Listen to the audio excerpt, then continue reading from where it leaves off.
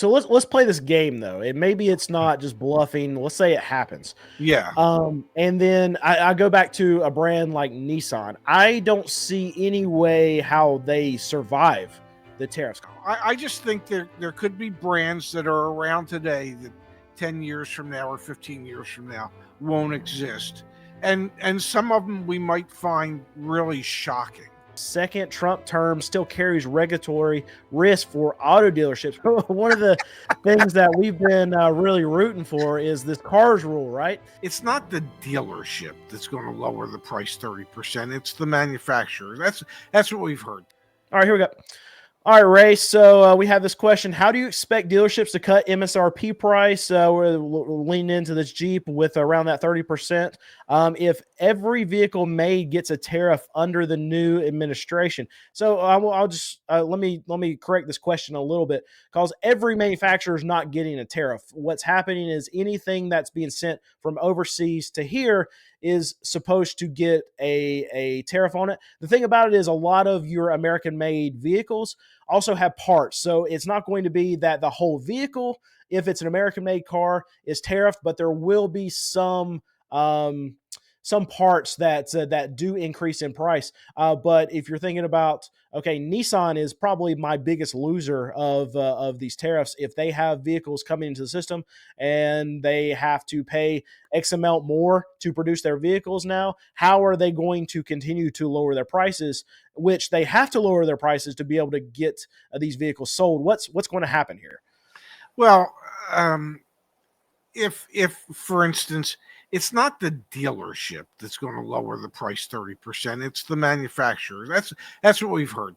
That Stellantis is talking about lowering the MSRPs on some of its models upwards of 35%. Well, that's going to come directly from Stellantis. That's not coming from the dealer. That's not going to eat into the dealer's margin. That's just strictly going to eat into Stellantis's margin. And that would be on existing cars already at this point. You know, cars that have already been built and already been invoiced to dealers. The incentives are going to come onto vehicles that are already sitting on dealer lots. Yeah, that's what I'm thinking is about to happen. Especially if it's on 2024s and 2023s, because those are the ones that the dealers are choking on the most. So they won't be impacted by the tariffs if there are tariffs. Like for instance, does Nissan have manufacturing facilities in the United States? Absolutely, they do. Does Honda have manufacturing facilities in the United States? Yeah, and so does Toyota, and so does Hyundai, and so does BMW, and so does Mercedes Benz. But that doesn't mean all the parts come from the United States. It says on every Monroney label, the window sticker of every brand new car, it tells you the percentage of the vehicle that was made with American made parts or Asian made parts, whatever it is, the majority of the parts were. It tells you what that percentage is right on the Monroney label. So, there are many concerns, especially for vehicles that are produced in Canada and Mexico, that those are the ones that could be tariffed, and that would create. And let's face it, most of those vehicles are lower priced vehicles anyway. Well, that unfortunately would create a situation where the least expensive cars, which are the ones we need more of, would suddenly become more expensive cars simply because they were produced either in Canada or Mexico. My hope would be, and this is strictly my hope, that all the talk about tariffs is just bluster. The last thing we as a people need are for prices to go up even more than they have been. And so I would hope it's just a way to get these manufacturers to commit even more money to manufacturing either more cars in the United States or investing more money in more plants to ultimately build more cars in the United States. But I'd really hate to think that there could be tariffs on brands that we know well that really can't afford to have the prices go up, and the people who those cars would be meant for really can't afford to have the prices go up, if that makes any Yeah. sense. No, I completely agree with you. So let's play this game though. And maybe it's not just bluffing. Let's say it happens. Yeah.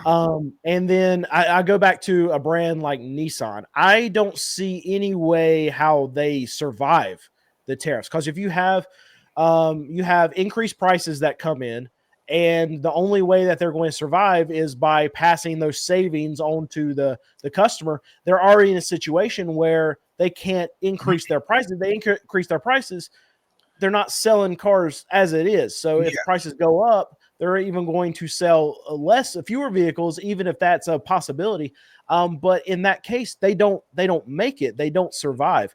So are there any other brands that you can see that really have a similar situation? Maybe like Mercedes Benz. I don't know if that's Volkswagen is another one that comes to mind. Volkswagen. You know, I depending on what ultimately happens with EVs,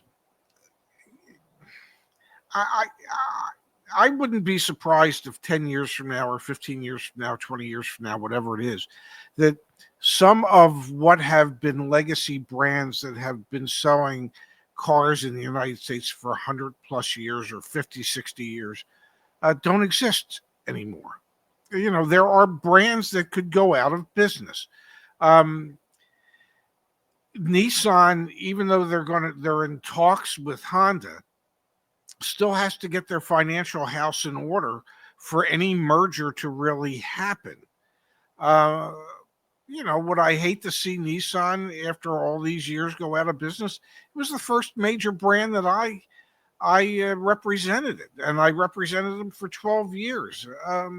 You know, yeah, I mean, what the hell? What the hell would happen to the Nissan's Heisman House if Nissan went out of business? Would they even still have a Heisman award in college football? I mean, come on, what are all these Heisman winners going to do when they have no other source of income than these damn Nissan commercials? Um, I just think there could be brands that are around today that 10 years from now or 15 years from now won't exist. And some of them we might find really shocking, that will just be like, how did that happen? One of them could be Chrysler. And you know, you'd have to go, how the hell did that happen? You know, because at one time, I mean, Chrysler was one of the jewels of American automotive. Do you feel like for the American brands, it actually pushes up their market share because they're able, even though they're going to have some parts that could possibly get this extra tariff on top of it, but they're not going to be hit as hard as a brand like Nissan. Does that allow them to come in and have some more pricing power if it moves the rest of the market up a little bit? I don't know if there's. I'm trying to find a net positive somewhere. Um, I don't know. I mean, I don't know. I mean, because these are multinational corporations these days. It's, you know, it's not even that Chrysler's part of an American company anymore. Okay, it's what, a French company.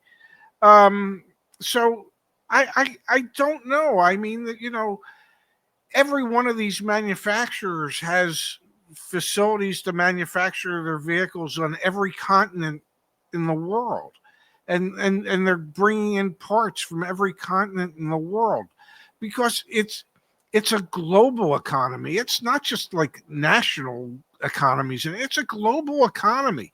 Everything is tied in.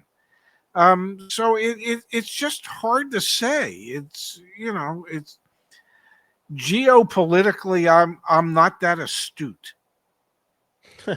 And so we talked a little bit about the risk that it poses to some of these manufacturers, but from automotive news, we'll see that a second Trump term still carries regulatory risk for auto dealerships. What are they talking about here as far as regulatory concerns? Because I feel like with a Republican administration, it seems like regulatory risk can go down for most businesses. What are they talking about here? Well, primarily what they're talking about here is regulations in regards to sales and marketing for automobile dealers. That the idea that Republican administrations typically we end up with less regulations than with Democratic administrations doesn't necessarily mean that on a state, local, or even private level that people won't be able to seek compensation for predatory sales practices that might occur in the automobile industry. All right, so all of you watching here, I know most of you are not subscribed, so I need you to hit that subscribe button. Whatever we need to do to get you to hit that subscribe button, Ray will do it. So just hit it for us and let us know what he needs to do down in the comments to get you to subscribe. So for many dealers out there who think with a Trump administration, well, we'll just be able to advertise prices that we can't sell cars for and this and that just to bring people in.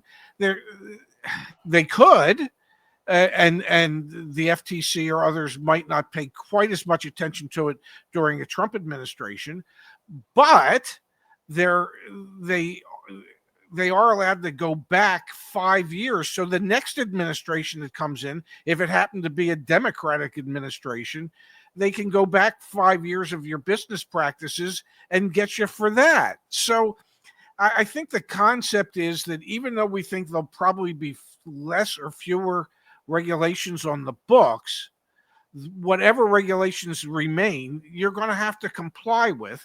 And let's face it, there are many states where, and I can think of Illinois for one, and I can think of Maryland for another just recently, where they have worked in concert with the FTC to bring cases against dealers or dealer groups who were taking advantage of their customers, whether through discriminatory practices or forcing people to buy things that they didn't agree to buy.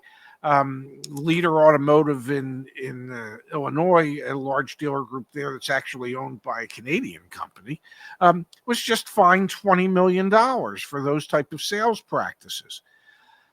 And I think the thought is that the same stuff will be able to happen even during the Trump administration, because states can bring these actions. You don't need the FTC to bring the actions. The state attorney general can bring the action. And I would hope through whatever administration that there are enough people that say, just this once, let's try and protect the American consumer when it comes to some of the sales practices that are we see utilized by the automotive retail market in this country. Well, I can tell you that ain't going to happen. So one of the things that we've been really rooting for is this CARS rule, right?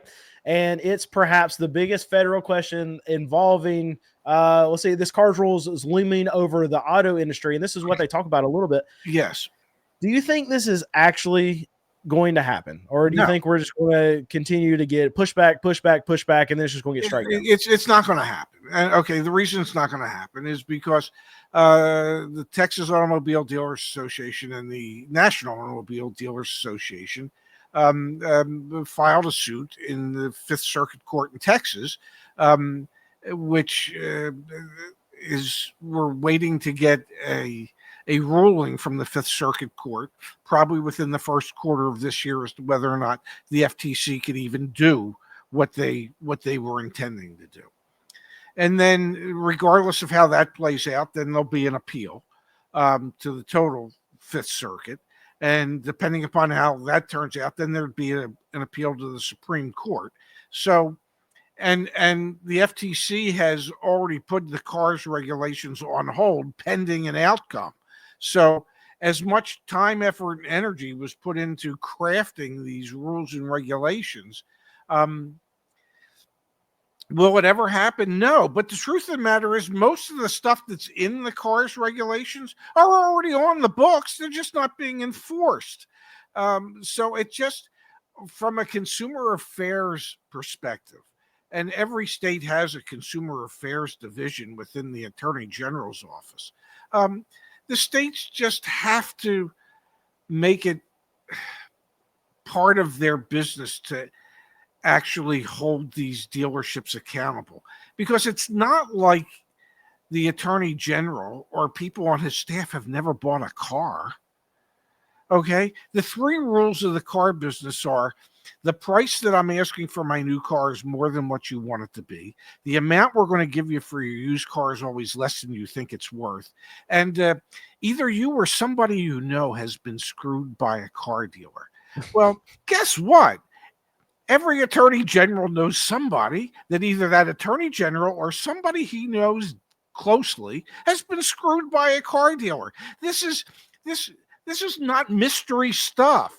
And so they either willfully ignore what's going on, which I think is the case, or they can say enough is enough, and let's protect the consumers to the best of our ability when it comes to how dealers advertise and sell vehicles in this country. I just think there has to be a certain level of truth in advertising.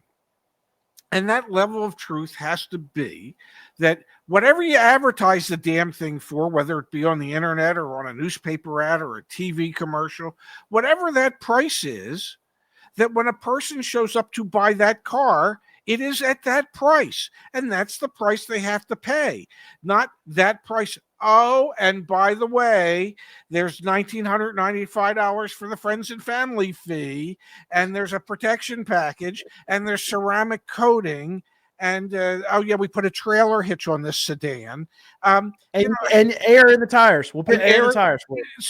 So I just think, just from that perspective, there has to be holding these dealerships to account for at least the advertised price of things. But do I think the cars rules as written by the FTC ever go into effect? No, I do not. And here's the thing, even if they do, let's get all of this stuff passed. Let's get it policed. There's going to be a loophole. Dealers are going to find it, and they're just going to charge you for something else. They're going to put some kind of thing on the car where they can deem it beneficial and is a product worth charging for, and it will go through, and it will be worth nothing, and they'll charge you $6,000 for it. And they'll endlessly find these little loopholes to be able to work the system, to be able to price gouge and price gouge and price gouge. So it doesn't matter. It doesn't matter. It's on you as the consumer to be informed on what you should pay for, what you shouldn't, how much you should pay for things, what the car's worth. And then at that point, you also need to be willing to go to different places to make sure you find the best price if you're looking for a vehicle. It's on you. And with the advent of the internet, there is enough information, some of it real, some of it not, that is available to you so that you can do your due diligence on how to buy a car and what to expect and the type of things that go on. There is no reason in today's world, other than willful ignorance, to walk into an automobile dealership and not have a basic understanding about what it is that's about to happen to you. I mean, there's just, and not to tout Car Edge, but geez, Zach and I are on the air every day talking about it.